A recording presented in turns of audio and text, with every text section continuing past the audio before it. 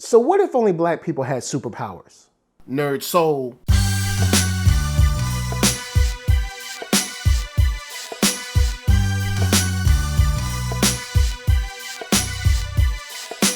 Late Ill Kid at OneYoungsta, holding it down, bringing that street geek and nerd soul. What is up, my people, today?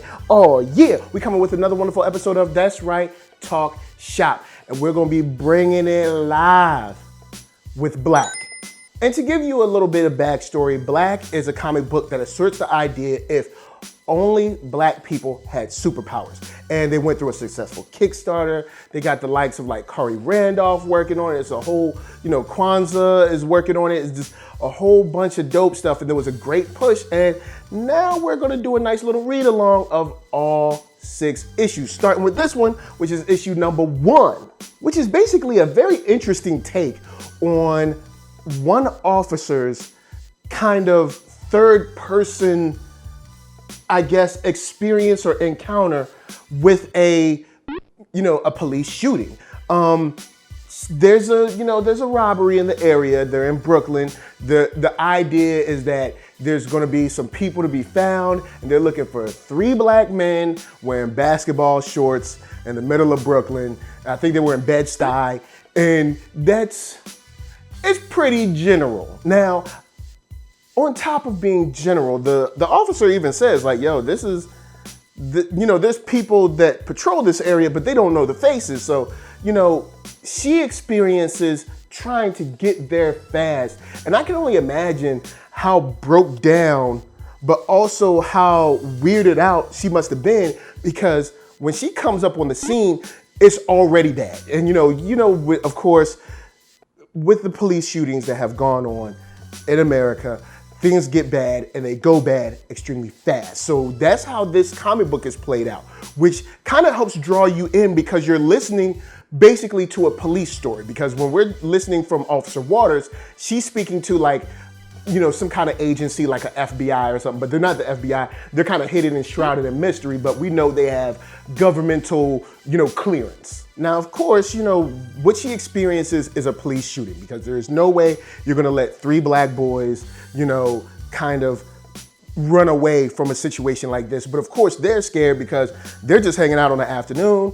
3 squad cars roll up, they bounce because they're scared. All of them are shot, but unfortunately, or maybe fortunately, Kareem wakes up in the ambulance and is like completely disheveled and disoriented, wondering like, how am I even awake? Didn't I get shot? What's going on?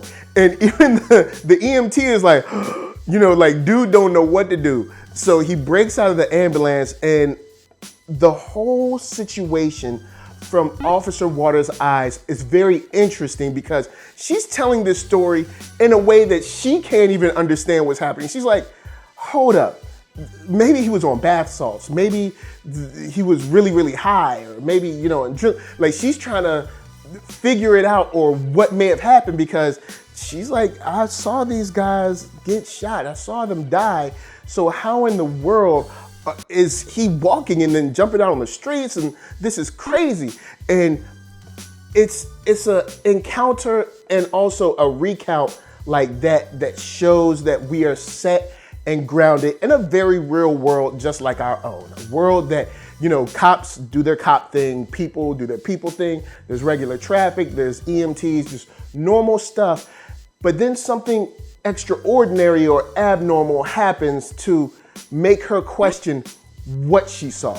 Now, of course, the other side of this is what Kareem goes through. Like, Kareem is chilling on a regular day, wakes up after being shot, and jumps out of the ambulance and just starts running. Because, if you were shot, if you ended up getting shot up, and then you woke up and realized like you had no bullet holes or anything, you'd be like, what? And you just run.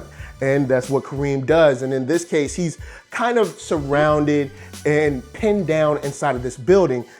And when he's pinned down, he meets a very interesting man who offers his help. And this is a situation that gets similar to kind of like your Matrix kind of feel, where, you have Morpheus, you got Neo, and Morpheus is like, yo, you in some deep doo-doo, right?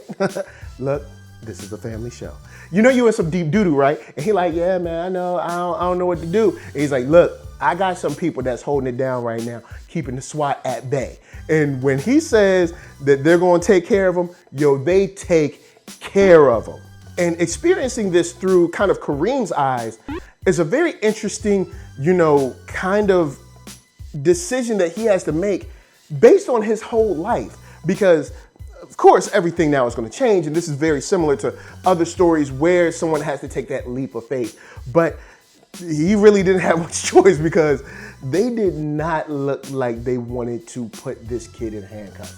They most likely wanted to kill this kid or put him away in a black site. So he makes the right decision. Now, once he makes that right decision, his whole world changed, and we see the comic book change yet again, because in one issue, this comic book, kind of tells three stories. You got Officer Waters and her recount and interrogation. You got Kareem, kind of experiencing whatever he thinks he's experiencing.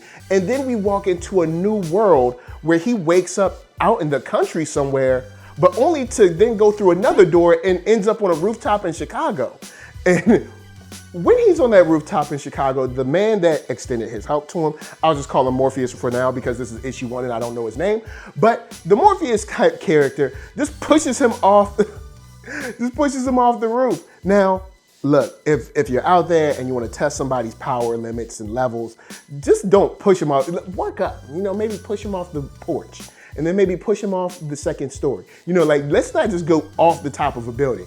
But of course, this young kid survives, and it's interesting how fast he is like, okay, but when you're experiencing stuff like that, he still hasn't really worn off the shock from being shot. But to what I like most about this issue is how it ends. We are brought into a new world behind the world. And I love stories like this where you have your normal everyday life that we all know. You go to work, you come home, or you go to the grocery store. And then there's this world behind the world where we reveal the project and we reveal this, shadow organization that is searching for people that have these quirks explained to us by a doctor to Kareem and how they work. And there's hexaquarks and tetradohedron quarks or whatever. I ain't no doctor, man. I can't explain this mess. But what I'm saying is we get to see a world behind the world. And I think that this comic book builds up to it very well. And the reveal of it, which we kind of expect, is very well played and well placed. And it's not too verbose in how they let it off. And it's not too lengthy in its exposition. And I appreciate that because I love when there's kind of like this battle going on behind the scenes that regular people just will never ever know about. And I really, really like that. And I really want to see how it plays out. Now, guys, if you've read Black issue number 1, holla at me. I'm gonna holla at you.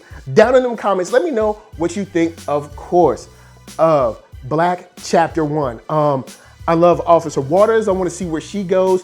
Kareem is now stuck in the middle of this, trying to figure out if he's going to save other Black people like him or not. And, maybe him and the doctor can get a little something going on because, he threw a little flavor. She didn't stop him. So maybe she might, hit her with a little, Florence Nightingale up in that joint. But we'll only know next week. So guys, of course, I'll holler at you at ThatNERDSoul.com. That's right. Check me out right there. All my videos from the oldest, newest, latest, greatest, and all that. Then hit up shop.ThatNERDSoul.com and pick yourself up a t-shirt, player. And don't forget to get one for them playettes. Then come back here, like, comment, subscribe, and share that Nerd Soul. That's right. There's no better way that I can show people that you like what you are watching. So, LA, what up? VA, what up? RVA, you got my heart. And please be good to yourselves. Be good to each other. And remember, if someone pushes you off a building, the best question is not to ask what's wrong with them. It's probably something that's wrong with you. Peace.